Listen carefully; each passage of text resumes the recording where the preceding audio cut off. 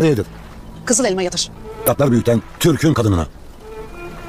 Üçler, yediler, kırklar. Gerçek erler demine devranına. Selamünaleyküm. Aleykümselam. Nice beldeler alıp taze bir yurt tuttular. Ama bu yurt Osman Bey Rabbine kavuşursa kudretli bir devlete dönecek mi? Özlük, üveylik yoktur. 40 yıldır aynı mayayla yorulup bir olmuşuzdur. Ne olur. O namzet de aksini ispat edene kadar benim gözümde iyidir. Alaaddin! Alaaddin! Almaya gittim o. Osman'ım.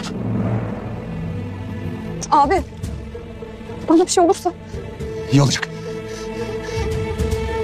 Osman Bey o.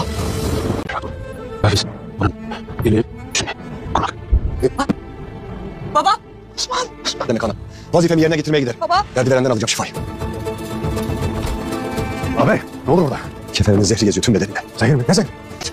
Sen nereye? O şifayı ya sen bulacaksın ya ben getireceğim. Bulana kadar sana da bana da uyku haram.